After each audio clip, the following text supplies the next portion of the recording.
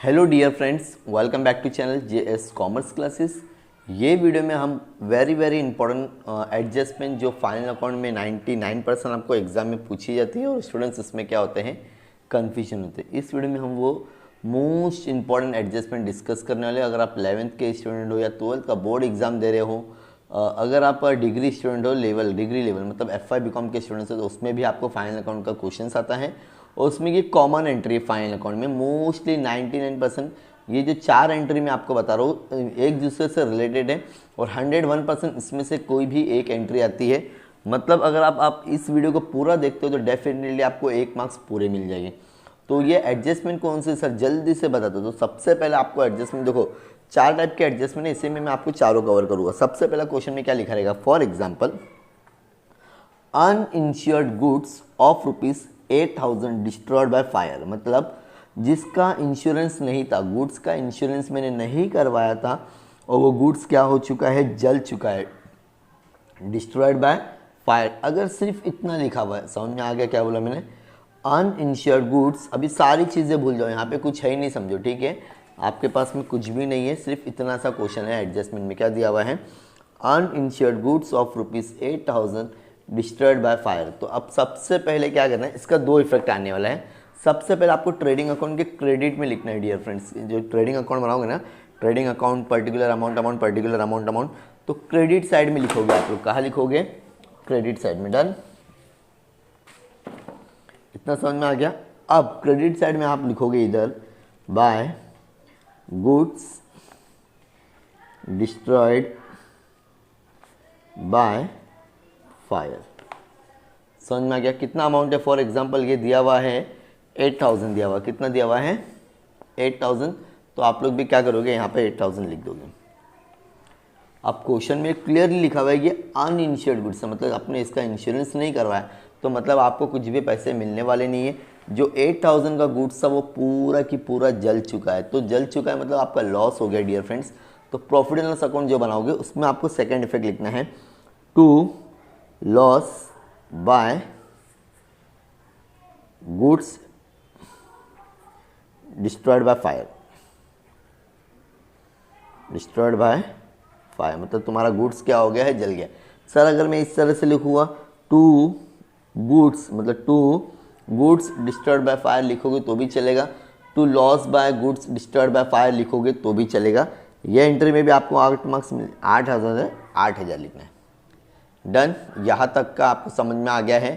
पहला simple entry इस तरह के आ सकती है। अब यही सेम एंट्री को, मतलब यही सेम डिस्ट्रीब्यूट वाले को आपको इस तरह से भी क्वेश्चन आ सकता है। 2 सेकेंड लिखेंगे। अगर क्वेश्चन इस तरह से आता है, फॉर एग्जाम्पल जरा ध्यान से देखेंगे सब लोग, goods of ₹8,000 destroyed by fire and insurance company ने क्या बोली है, क्लेम करेगी ₹6,000 ओनली। मतलब आप सबसे पहले कितने का डिस्ट्रॉयड हुआ है वो आपको अगेन कहाँ लिखना है डियर फ्रेंड्स, आपको लिखना है सेम ट्रेडिंग अकाउंट के डेबिट साइड में। आप लोग लिखोगे, कहाँ लिखोगे, ट्रेडिंग अकाउंट के डेबिट में। Done everyone. अब सेकेंड इफेक्ट में क्या करोगे, आपको कंपनी कितना रुपया दे दी, दो इंश्योरेंस क्लेम लिखा हुआ है, 2 दिख रहा है, इंश्योरेंस क्लेम करके क्या लिखा है, इंश्योरेंस क्लेम 6,000 मतलब आपको 6,000 रुपये मिल रहा है। तो जो 6,000 है वो आप लोग लिखोगे एसेट में। इंश्योरेंस क्लेम क्या लिखोगे, इंश्योरेंस क्लेम ₹6,000। समझ में आ गया। अब तुम्हारा गुड्स था कितने का, ₹8,000 का जल गया था, जिसमें से कंपनी ने क्या बोली, चलो आपने इंश्योरेंस करवाया तो मैं आपको 6,000 पे करती हूँ। लेकिन अगर कहीं ना कहीं देखा जाए तो अभी भी आपका लॉस हो रहा है डियर फ्रेंड्स। कितने का लॉस हो रहा है, 2,000। तो अभी हम लोग क्या करेंगे, to loss by goods by fire, यहाँ पर कितना आ जाएगा आपका, ₹2,000 हो जाएगा। कितना हो जाएगा, 2,000। डन। अगर आपको इंश्योरेंस का अमाउंट दिया हुआ तो उसका 3 इफेक्ट मतलब 3 एंट्री हो जाएगी। सबसे पहला आपका जितने का गुड्स जला वो आप लोग कहाँ लिखोगे डियर फ्रेंड्स, ट्रेडिंग अकाउंट के क्रेडिट में, ठीक है।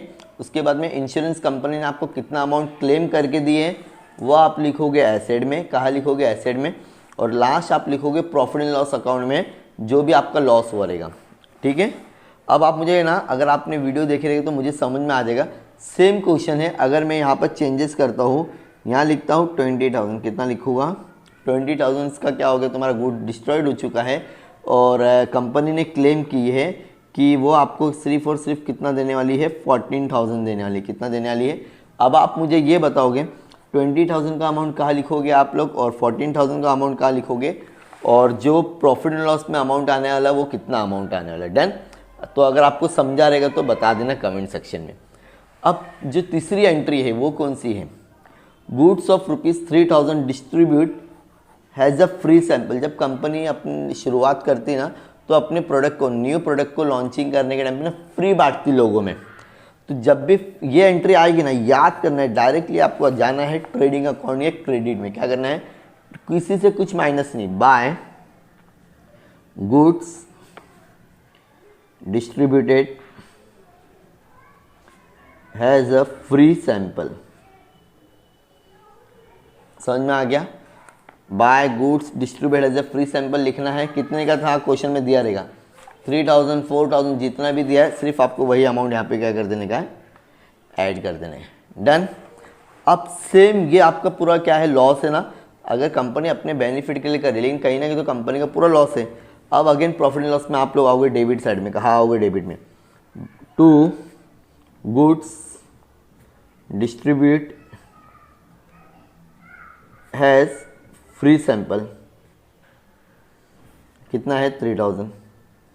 अब कुछ टीचर्स या तो आपके बुक में क्या दिया रहेगा, डेबिट में ना आपको एडवर्टाइजमेंट करके दे देगा।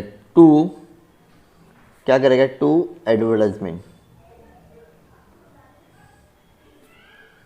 ठीक है, या तो एडवर्टाइजमेंट करके लिखो या तो good distribute as a free sample लिखोगे।